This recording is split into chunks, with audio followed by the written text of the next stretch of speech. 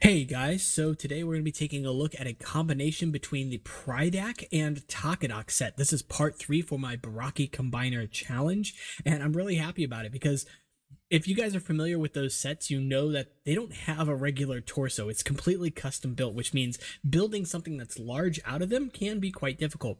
With these first 3 sets, I wanted to make sure I made some kind of biped to sort of go with your Zyglax set if you have that one as well. So without further ado, let's get right on into it. This is the build that I was able to come up with, this guy right here. And I'm pretty happy with it because, if again, just mentioning the fact that both bodies are basically built, that's a lot of the letter B, around the Vaki hip piece means that although each character is like a normal size, there's not a lot to do to bulk out the character. So aesthetically, I chose to go with something that's a little bit more spindly, a little more narrow, and leaning into that, obviously, without the armor on the arms or legs here as well.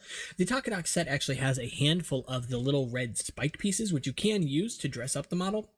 But honestly, I opted not to do that, rather to just let that transparent bone piece or socket piece kind of just shine through and do its own thing, and relegating the red to just the weapons here, and of course the eyes as well. With all of that said though, in terms of articulation for the model, you can tilt the toe here, if you want to call it that, and I wanted to make sure that each set had built-up feet as well as built-up weapons, and didn't just copy and paste from the sets that were used in their creation. And in this one's case, it has a little heel back here with the Nuva limb as well, so it's quite a stable model.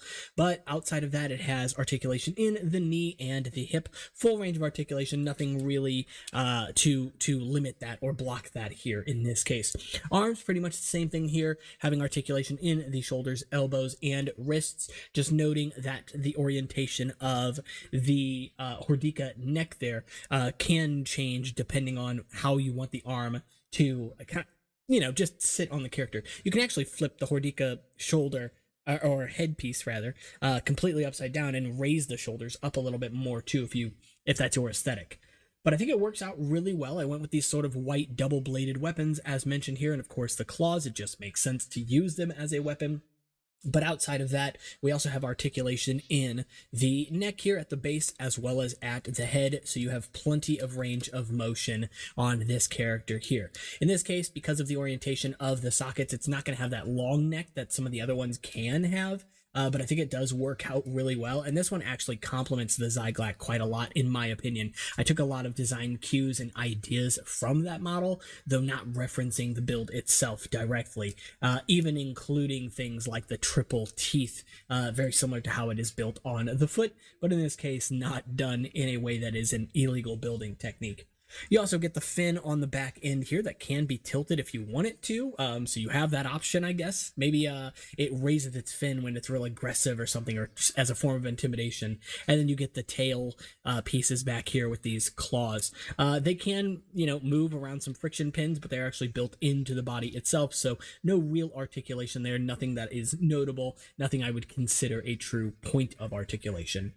So the body itself is actually fairly tall thanks to the design of it, thanks to how everything is sort of placed. It is built around the angled lift arm from the Takadox body as well, so you actually get quite a nice and substantial build out of it, but it's very durable and sturdy of a model. It's not going to like fall apart or anything like that.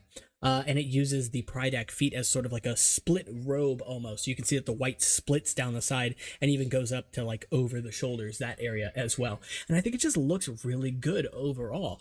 There's obviously a lot of shortcuts, a lot of different things you could do to change the model up if you wanted to go for different appearances. And there are a handful of pieces still left over from the builds as well, including I think at least one more of these teeth pieces as well as some other stuff.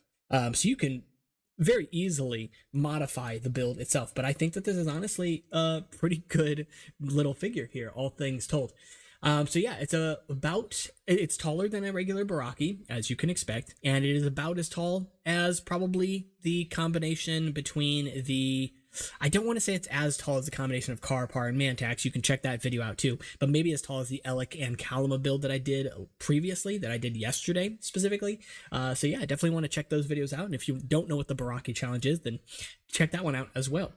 But that's pretty much it for this build here. I want to make sure you get a full view of the character from all sides as well. So definitely something to fill out your display if that's something you prefer to do. And I think it looks quite respectable as a 2-set combination model. But that is it for this one. If you guys did enjoy the video, I'd very much appreciate a subscribe. It is free and it does help the channel out. We're trying to get to 1,500 before the 12th of December because that will mean that we have doubled our subscriber count in this month and we're really close. So it's kind of insane. Outside of that, Discord and Instagram will be in the description below. The instructions for these will be made freely available on Discord, so go ahead and check that one out. I'm going to try and make those this weekend, and then yeah, other than that, that's pretty much it. I guess Patreon's down there too. If you want some perks, you can support the channel, and I'll see you all in the next one. Take care.